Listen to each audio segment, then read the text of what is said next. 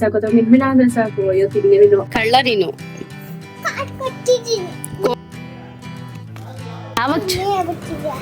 ರೂಮಲ್ಲಿ ಮಲಗುವಂತಹ ಸಾಹಸ ಮಾಡ್ತಾ ಇದ್ದೀನಿ. Hello guys, welcome back to my channel. Guys, ನೆನ್ನೆ ಎಲ್ಲರೂ ಆ ಮಂಚೆಲ್ಲ ಇಟ್ಟಿಟ್ಟು ಫುಲ್ ಟೈರ್ಡ್ ಆಗೋಗಿದೆ. ಎದ್ದೋಳ್ತೀನಿ ಅನ್ಕೊಂಡಿದ್ದೆ, ಬಟ್ ಅಂದ್ರೆ ಸ್ಟಿಲ್ 5:30 ಏನೇನೆ ಮತ್ತೆ ನೆನಪಾಗೋಯ್ತು. ಸೊ ನನಗೇನು ಅನ್ನಿಸ್ತು ಅಂದ್ರೆ ಇದೊಂದು ರೊಟೀನ ನಾನು ಅಭ್ಯಾಸ ಮಾಡ್ಕೊಳ್ತಾ ಇದ್ದೀನಿ, ಬಿಡಬಾರ್ದು ಅಂತ ಹೇಳ್ಬಿಟ್ಟು. ಸೊ ನಾವು ಒಂದು ರೊಟೀನ್ ಅಭ್ಯಾಸ ಮಾಡ್ಕೊಳ್ತಾ ಇದೀವಿ ಅಂದ್ರೆ ಅದನ್ನ ಕಂಟಿನ್ಯೂಸ್ ಆಗಿ ಫಾಲೋ ಮಾಡೋದ್ರಿಂದ ನಮ್ಗೆ ಅದೊಂದು ನಮ್ಮ ಒಂದು ಡೈಲಿ ರೊಟೀನ್ ಅಲ್ಲಿ ಅಭ್ಯಾಸ ಆಗೋಗುತ್ತೆ. ಸೊ ಅದಕ್ಕೇನೆ ಇವತ್ತು ಕೂಡ ಇದ್ದು ಮತ್ತೆ ವಾಕಿಂಗ್ ಹೋಗ್ತಾ ಇದ್ದೀನಿ. ಆಸ್ ಯೂಶುವಲ್ ಮದುವರೆಲ್ಲ ಬರ್ತಾ ಇದ್ದಾರೆ. ಈಗ ಅಲ್ಲಿ ಹೋಗಿ ತೋರಿಸ್ತೀನಿ ಗೈಸ್, ಬನ್ನಿ ವಿಡಿಯೋ ಕಂಟಿನ್ಯೂ. ಸನ್ಸೆಟ್ ನೋಡಿ ಎಷ್ಟು ಬ್ಯೂಟಿಫುಲ್ ಆಗಿದೆ. ಅದರ ಜೊತೆಲಿ ಇಲ್ಲಿ ಪಿಕಾಕ್ ಸೌಂಡ್ಸ್ ಕೂಡ ಇರುತ್ತೆ. ತುಂಬ ಅಂದರೆ ತುಂಬಾನೇ ಚೆನ್ನಾಗಿರುತ್ತೆ ಇಲ್ಲಿ ಕೇಳೋದಕ್ಕೆ ಮತ್ತು ನೋಡೋದಕ್ಕೆ. ಸೊ ನಮಗಂತೂ ಇತ್ತೀಚೆಗೆ ಒಂದು ಪೀಸ್ ಆಫ್ ಮೈಂಡ್ ಸಿಗ್ತಿದೆ ಅಂತಲೇ ಹೇಳ್ಬೋದು. ಸೊ ವಾಕಿಂಗ್ ಎಲ್ಲ ಮುಗಿಸ್ಕೊಂಡು ಮನೆಗೆ ಬರೋ ಅಷ್ಟರಲ್ಲಿ ಮನೆಯಲ್ಲಿ ಕಾಫಿ ಕುಡಿತಾ ಕೂತಿದ್ರೆ ಆವರಣಿ ಕಾಣಿಸ್ತು. ಸೊ ಸಡನ್ನಾಗಿ ಶಾಕು, ಯಾಕಂದರೆ ಇತ್ತೀಚೆಗೆ ಮನೇಲಿ ಏನು ಬರ್ತಾ ಇದೆ, ಏನಕ್ಕೆ ಬರ್ತಾ ಇದೆ ಏನು ಗೊತ್ತೇ ಆಗ್ತಾ ಇಲ್ಲ.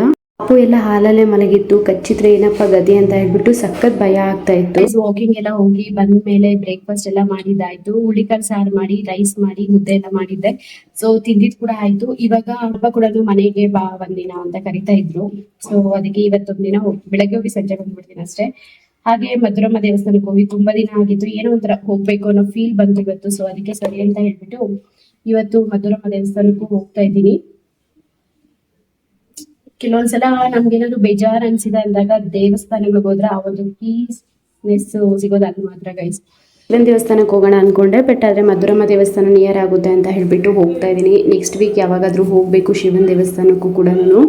ಇಲ್ಲಿ ಯಾವುದೇ ರೀತಿ ಪ್ರಾಬ್ಲಮ್ಸ್ ಇಲ್ಲ, ಬಟ್ ಆದರೆ ಯಾಕೋ ಮನಸ್ಸೇ ಸರಿ ಇಲ್ಲ ಅಂತ ಅನ್ನಿಸ್ತಿದೆ. ಇವತ್ತು ಆ ಯಾವರಣಿ ಎಲ್ಲ ಬಂದಿದ್ದು ಏನೋ ಒಂಥರ ಅನ್ನಿಸ್ತಾ ಇತ್ತು ಮೈಂಡ್ಗೆ. ಫೇಸಸ್ ಕೆನಡಾ ಒಂದು ಲಿಪ್ಸ್ಟಿಕ್ ಗೈಸ್, ಶೇಡ್ ಬಂದ್ಬಿಟ್ಟು ಪ್ಲಮ್ ಪೀಚ್ 606. ಇದು ತುಂಬಾ ಚೆನ್ನಾಗಿದೆ ಆಕ್ಚುಲಿ, ನೋಡ್ಬೋದು ನೋಡಿ ಎಷ್ಟು ಚೆನ್ನಾಗಿದೆ, ತುಂಬಾ ಚೆನ್ನಾಗಿದೆ ಕಲರ್ ಅಂಡ್ ಲಾಂಗ್ ಲಾಸ್ಟಿಂಗ್ ಬರುತ್ತೆ ನಿಮಗೆ. ಈ ಒಂದು ಸಮ್ಮರಲ್ಲಿ ನಾವು ಓವರ್ ಮೇಕಪ್ ಮಾಡೋಕ್ಕೂ ಆಗೋದಿಲ್ಲ, ಯಾಕಂದರೆ ಫುಲ್ಲು ಒಂಥರ ಕಾಣಿಸ್ತಾ ಇರುತ್ತೆ ಫೇಸಲ್ಲಿ ಎಲ್ಲನೂ. ಸೊ ಅದಕ್ಕೆ ನಾನು ಜಸ್ಟ್ ಬೇಬಿ ಕ್ರೀಮ್ ಹಾಕ್ಬಿಟ್ಟು ಪೌಡರ್ ಹಾಕಿ ಅದ್ರ ಮೇಲೆ ಲಿಪ್ಸ್ಟಿಕ್ಕು ಮತ್ತು ಕಾಜಲ್ಲು ಮತ್ತು ಮಸ್ಕರ ಇಷ್ಟು ಹಾಕ್ಕೊಂಡು ಸ್ಟಿಕ್ಕರ್ ಇಟ್ಕೊಳ್ತಾ ಇದ್ದೀನಿ. ಸೊ ಈ ಒಂದು ಮೇಕಪ್ ಲುಕ್ಕು ನಿಮಗೆ ಇಷ್ಟ ಆಗಿದ್ರೆ ಒಂದು ಕಮೆಂಟ್ ಮಾಡಿ, ಅಥವಾ ನಾನು ನಿಜವಾಗ್ಲೂ ಮೇಕಪ್ ಮಾಡ್ಕೊಳಕ್ಕೆ ಬರಲ್ಲ ಗೈಸ್, ಅಡ್ಜಸ್ಟ್ ಮಾಡಿಕೊಂಡು ನೋಡ್ಬಿಟ್ಟಿದ್ದೀರಾ ನೋಡಬೇಡಿ ಗೈಸ್. ಈಗ ನೋಡಿ ಫೈನಲಿ ಈ ರೀತಿ ರೆಡಿ ಆಗಿದ್ದೀನಿ. ಸೊ ಅವ್ರಿಗೆ ಆಫೀಸ್ಗೆ ಟೈಮ್ ಆಗೋಗಿದೆ, ಇನ್ನು ಹೋಗ್ಬೇಕು. ನಮ್ಮನ್ನ ಅಲ್ಲಿ ಬಿಟ್ಟು ಮತ್ತೆ ಆಫೀಸಿಗೆ ಬೇರೆ ಹೋಗ್ಬೇಕಲ್ವಾ. ಸೊ ಅದಕ್ಕೆ ಬನ್ನಿ ಹೋಗೋಣ. ಆಮೇಲೆ ದೇವ್ರ ಮನೇಲಿ ಪೂಜೆ ಎಲ್ಲ ಮಾಡಿದೆ. ಸೊ ದೇವಸ್ಥಾನಕ್ಕೆ ಹೋಗ್ತಾ ಇದೀವಿ ಅಂದಾಗ ಫಸ್ಟು ಮನೇಲಿ ದೀಪ ಹಚ್ಚೋದು ಒಳ್ಳೇದಲ್ವ. ಸೊ ಅದಕ್ಕೆ ಮನೇಲಿ ಫಸ್ಟ್ ದೀಪ ಎಲ್ಲ ಹಚ್ಬಿಟ್ಟು ಇವಾಗ ಮಧುರಮ್ಮ ದೇವಸ್ಥಾನದ ಹತ್ರ ಬಂದಿದ್ದೀನಿ. ನನ್ನ ಹಸ್ಬೆಂಡು ಒಳಗಡೆ ಕೂಡ ಬಂದಿಲ್ಲ, ಅವ್ರಿಗೆ ಟೈಮ್ ಆಗೋಗಿದೆ ಅಂತ ಹೇಳಿಬಿಟ್ಟು ಸೊ ಅವರು ಹಾಗೆ ಆಫೀಸ್ಗೆ ಹೊರಟರು. ಆಮೇಲೆ ನಾವು ಕೂಡ ಪೂಜೆ ಸಾಮಾನೆಲ್ಲ ತೊಗೊಂಡು ಕಾಯಿ ಹೊಡ್ಕೊಂಡು ಒಳಗಡೆಗೆ ಹೋದ್ವಿ. ಈ ದೇವಸ್ಥಾನದ ಒಳಗಡೆ ಬಂದ್ರೇ ಸಾಕು, ನಮ್ಗೆ ಎಷ್ಟೇ ಬೇಜಾರಿದ್ರು ನೋವಿದ್ರು ಎಲ್ಲ ಹೋಗ್ಬಿಡುತ್ತೆ, ಒಂದು ನೆಮ್ಮದಿ ಸಿಗುತ್ತೆ ಅಂತ ಹೇಳ್ಬೋದು. ಪೂಜೆ ಎಲ್ಲ ಮುಗಿಸ್ಕೊಂಡು ಬಳೆ ಎಲ್ಲ ತೊಗೊಂಡು ಬಂದ್ವಿ. ಏನಾದರೂ ಕಷ್ಟ ಬೇಜಾರು ನೋವು ಇದ್ರೆ ಆ ದೇವಿ ಹತ್ರ ಬೇಡ್ಕೊಳ್ಳಿ, ನೀವು ಅನ್ಕೊಂಡಿದ್ದೆಲ್ಲ ನೆರವೇರುತ್ತೆ.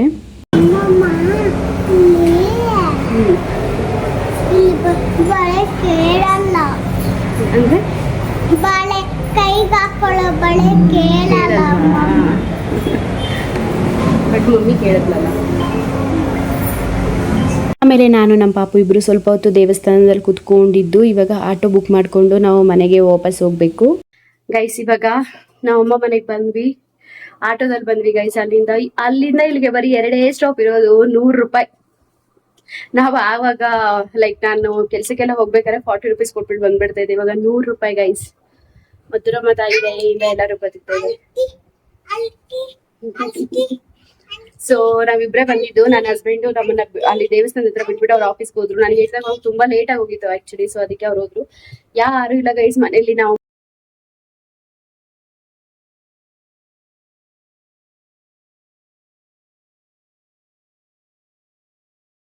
Full clean ಮಾಡಿಬಿಟ್ಟಿದೆ.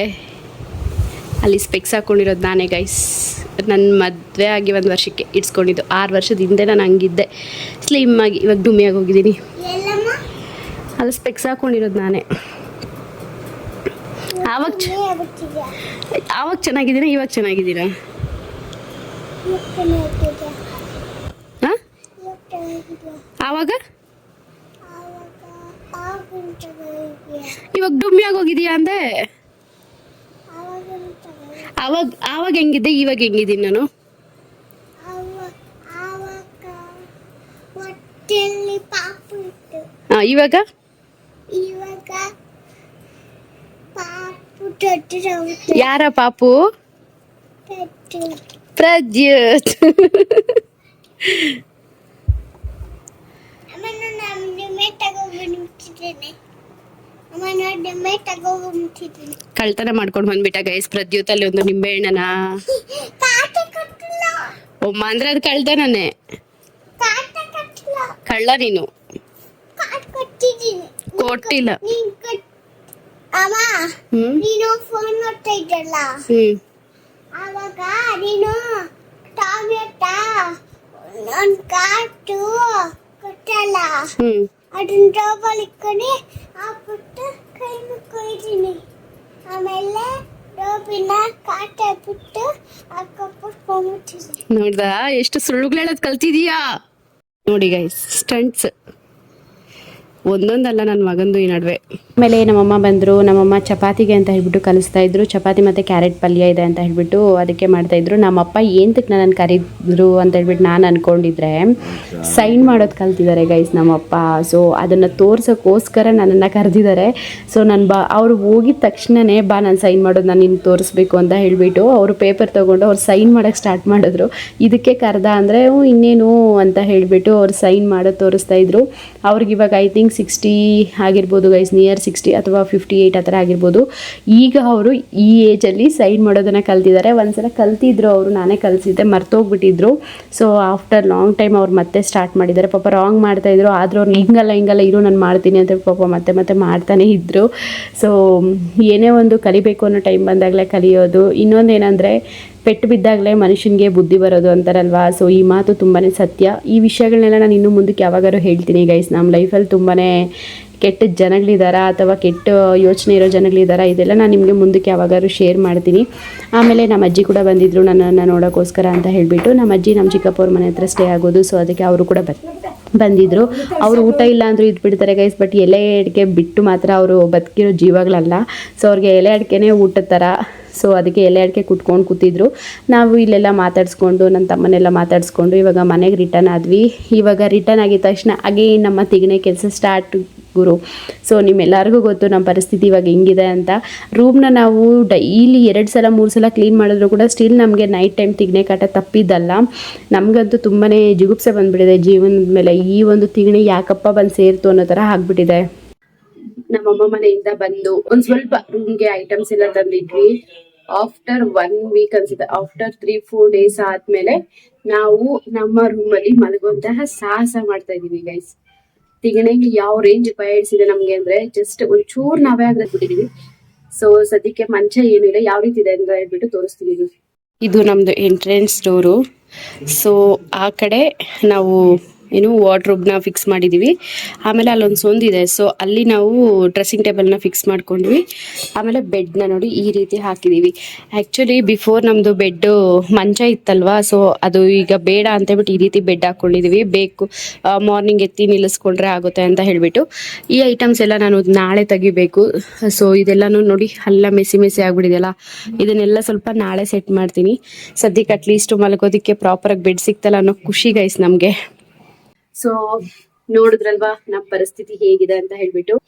Guys full tired ಆಗೋಗಿದೀವಿ. ಈ ಒಂದು ವಿಡಿಯೋನ ಇಲ್ಲಿಗೆ ಎಂಡ್ ಮಾಡ್ತಾ ಇದ್ದೀನಿ. ಹೋಪ್ ನಿಮ್ಮೆಲ್ಲರಿಗೂ ಈ ಒಂದು ವಿಡಿಯೋ ಇಷ್ಟ ಆಗಿದೆ ಅನ್ಕೊಂಡಿದೀನಿ. ಇಷ್ಟ ಆಗಿದ್ರೆ ಒಂದು ಲೈಕ್ ಮಾಡಿ, ಶೇರ್ ಮಾಡಿ, ಸಬ್ಸ್ಕ್ರೈಬ್ ಮಾಡ್ಕೊಳ್ಳಿ ಗೈಸ್. ಬಾಯ್ ಬಾಯ್, ಟೇಕ್ ಕೇರ್.